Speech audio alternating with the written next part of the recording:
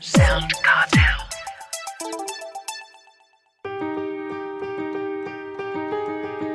From SoundCartel, I'm Nicole Goodman, and this is Business Essentials Daily.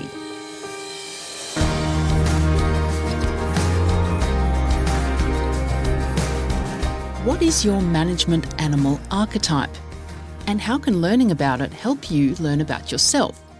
According to employment lawyer and co-founder of Edge Legal, David Dilger, there are 4 types of animals that best illustrate certain management styles and can help guide managers to become more aware of what theirs is. So, are you a bear, a dog, or an ostrich manager, or a combination? Self-awareness is key to management effectiveness, as David explains to Jeff Waters.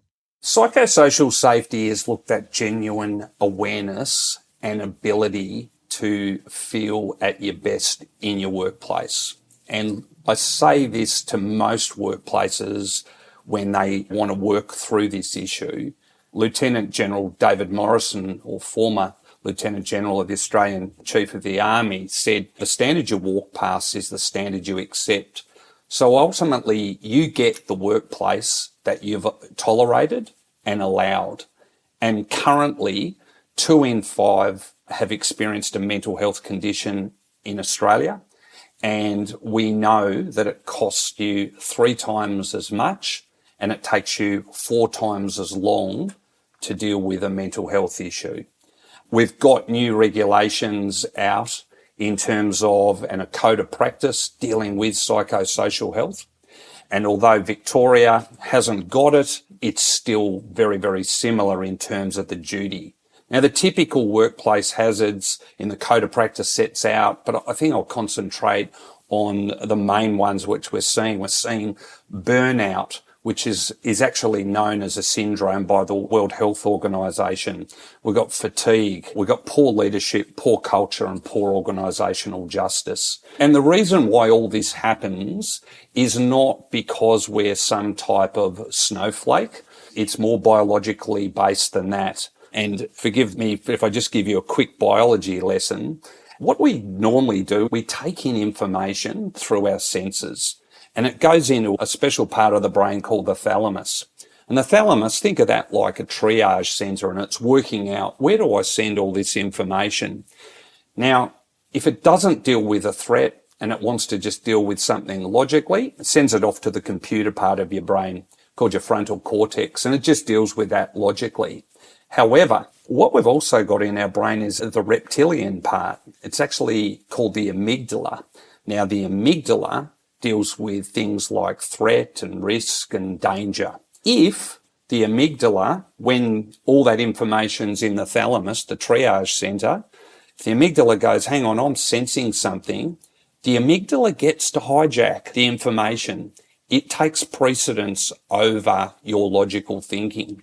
And why that's important is because then what you get is an actual response from the amygdala. And you get 4 main ones. And the first one is fight, and that might look like you're a bad manager, I'm making a complaint against you, I'm going off to an external body. The next one is flight, and that might look like I'm not dealing with this right now, I'm going home, I'm on long-term sick leave, I'm putting in a workers' compensation claim. The third one is a dissociative response called freeze. And we know this from animals. If they can't fight any longer or fight, they play dead. So in a workplace, what we often have is that individual who's just got the rabbit in the headlights in a meeting and they're just sitting there. Now, what managers often say is, oh, well, David, they just stood there and took it. They must have accepted it. But really, that's a dissociative response. And that's really the amygdala protecting them.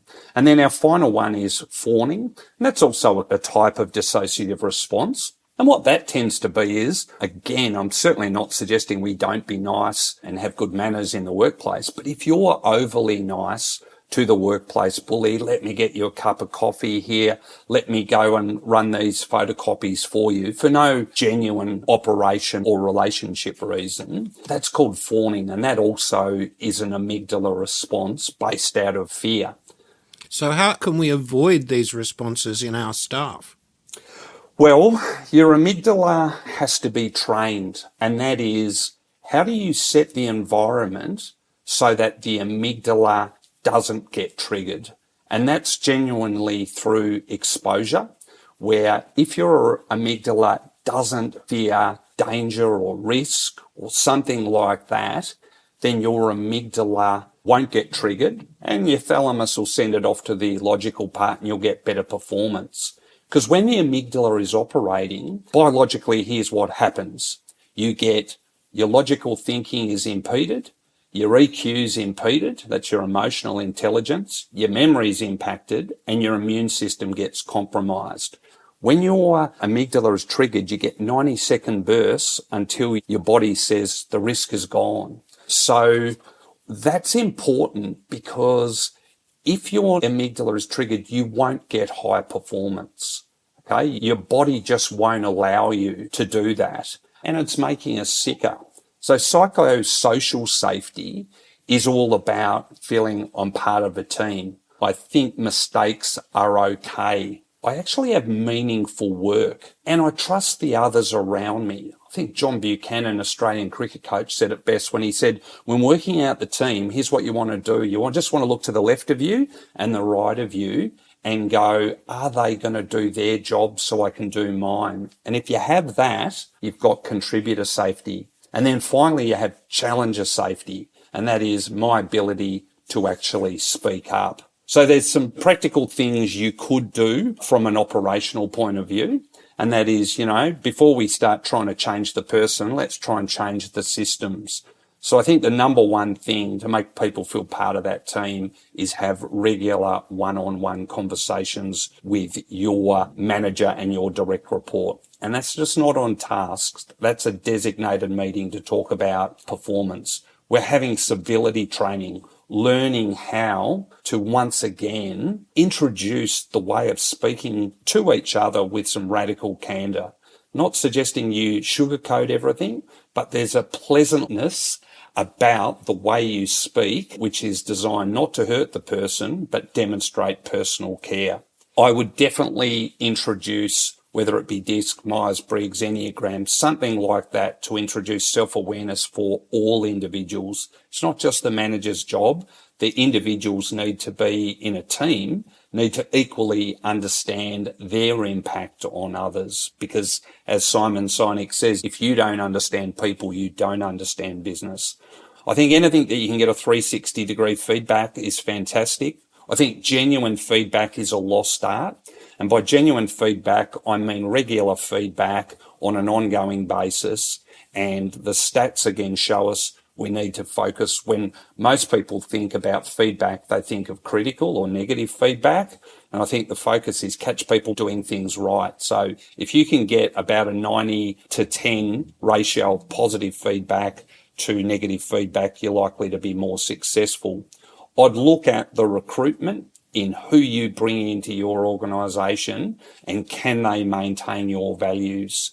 I would teach managers to have crucial conversations so that they actually understand the art of speaking and giving performance feedback to their individuals, which is less likely to result in an amygdala triggering event and more likely to lead to high-performing teams. And then finally, I'd update your policies and procedures.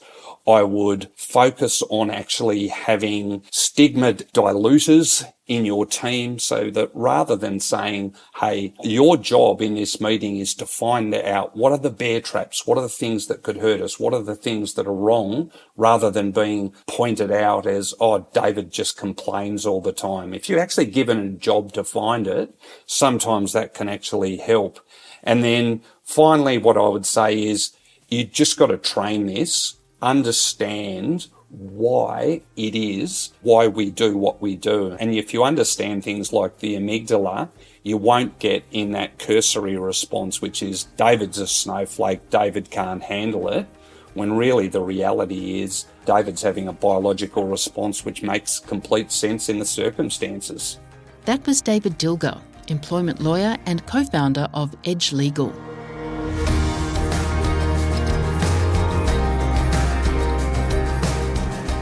This episode of Business Essentials Daily is produced by the team at SoundCartel. Thanks for listening. I'm Nicole Goodman. We'll bring you more Be Daily tomorrow. Follow at BE Daily Podcast across social media and head to bedaily.com.au for more from the Business Essentials Daily podcast. SoundCartel.